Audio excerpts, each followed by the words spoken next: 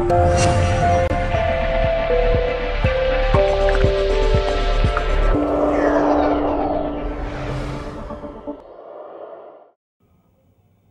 కార్యక్రమం చాలా స్ఫూర్తిదాయకంగా ఉండాలి.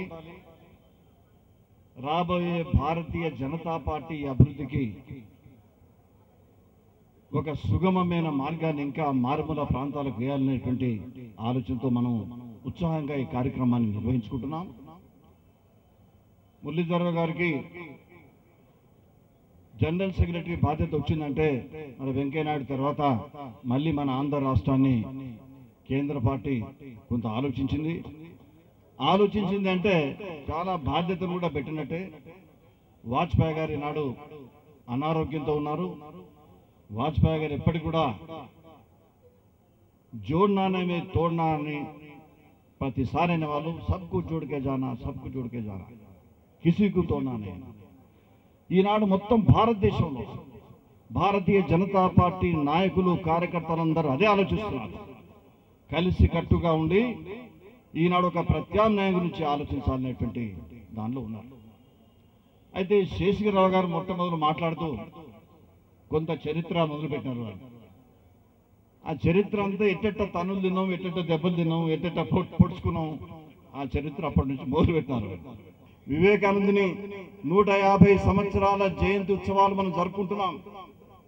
క్రిస్టి అనే ఒక శిష్యురాలు వివేకానందుని శిష్యురాలు ఏమన్నదంటే, ఇండియా అనే దాంట్లో 5 అక్షరాలు ఉన్నాయి. ఈ 5 అక్షరాల్లో మొత్తం ప్రపంచం అంతా మిళితమైంది. ఈ భారతదేశ సంస్కృతి పరంపర, ఈ ప్రజల యొక్క జీవన విలువలు ప్రపంచంలో ఎక్కడా కనిపించవున్నారు. అటువంటి ప్రజల గురించి ఈనాడు మాట్లాడుతున్నారు. కానీ ఈనాడు యావత్ దేశంలో ఉన్నటువంటి ప్రజలందరూ చాలా స్పష్టంగా మారుమూల ప్రాంత ప్రజలందరూ కూడా ఏమనుకుంటున్నారంటే, ఏ విధంగానైతే గుజరాత్ రాష్ట్రాన్ని అభివృద్ధి చేసి గుజరాత్ గౌరవం పేరిట ముందుకు పోయినాడో, ఈ 150 సంవత్సరాల వివేకానంద జయంతి సందర్భంగా భారత మాత గౌరవ ప్రతిష్టలకు సంబంధించి ఎట్టి పరిస్థితుల్లో కూడా మోడీ గారు భారతదేశ ప్రధానమంత్రి కావాలనేటువంటి ఆలోచన మారుమూల ప్రాంతాలు వస్తుంది. మన పార్టీ ఏ నిర్ణయం తీసుకుంటుందో మన పార్టీ నిర్ణయం వేరు. కానీ ప్రచార ప్రసార సాధనాలు మారుమూల ప్రాంత ప్రజలందరూ కూడా నిర్ణయం తీసుకున్నారు. కాబట్టి మురళీధర్ గారు, మీరందరూ చివరిగా చెప్తున్నా, నేను ఎమ్మెల్యే అయిన తర్వాత మీరు స్టాబింగ్ మీరు మొత్తం తిరిగి వచ్చినారు దేశాలని, మీద బాధ్యత ఎక్కున్నది.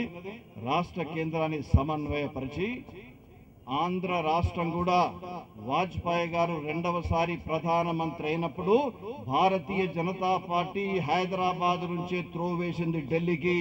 రాష్ట్ర భారతీయ జనతా పార్టీలో అప్పుడు పార్లమెంట్ సభ్యులు గెలవడం, మిగతా సభ్యులను జోడించుకోవడం, వాజ్పేయి గారు చెప్పినట్టుగా తోడ్నా అనే పదాన్ని ఉపయోగించలేదు.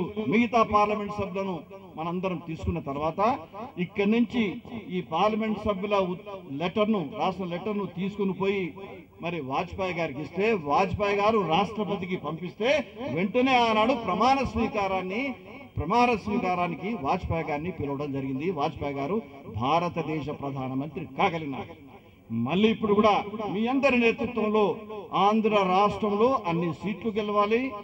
ఆంధ్ర రాష్ట్ర బాసటగా ఉన్నప్పుడే మరొకసారి ఎన్డీఏ ప్రభుత్వం మీ హయాంలో అధికారులకు రావాలని మన అందరం ఆశించాల్సినటువంటి అవసరం ఉంది. రామారావు గారిని ఇద్దరం కలిసి వస్తున్నాం. ఇంటికి వచ్చేటప్పుడు ఎప్పుడు కలవం కదా, ఒక్కోసారి కలుస్తాం. ఎప్పుడన్నా కలిసినప్పుడు పాత యాద్ చేసుకుంటున్నాం ముచ్చట్లు. మేము చిన్నగా ఉన్నప్పుడు, వారు పెద్దగా ఉన్నప్పుడు, మమ్మల్ని అందరినీ దెబ్బలు తినిపించినప్పుడు, మాకు అష్టకష్టాలు పెట్టినప్పుడు రామారావు గారు మరి వారు 4 సార్లు అయిండు. మొత్తానికి ఎమ్మెల్యేగా మా బద్దంబాలరెడ్డి కనపడుతున్నాడు, కానీ మన గోల్కొండ శివం 3 సార్లు అయిండు. ఆయన 3 సార్లు ఎమ్మెల్యే అయిండు. రామారావు గారు 4 సార్లు అయిండు. వీళ్ళందరికైనా సీనియర్ నేను మురళీధర్ గారు 5 సార్లు అయిన, నేను 3 సార్లు ఎమ్మెల్యే, 2 సార్లు ఎంపీని. మేమే కాదు, ఈనాడు రాష్ట్ర శాసనసభలో భారతీయ జనతా పార్టీకి చెందినటువంటి అత్యధిక సభ్యులు లోపల అడుగు పెట్టే విధంగా ఈనాడు ప్రయత్నం చేయాలి. ప్రచార ప్రసార సాధనాలన్నీ కూడా మనం వస్తాయి. రేపు మనముగా ప్రజలందరూ చూస్తున్నారు, మీకు పిలిపిస్తున్నామే, మీరు ఆ పిలుపుని స్వీకరించడానికి సిద్ధంగా ఉన్నారా లేదా అని.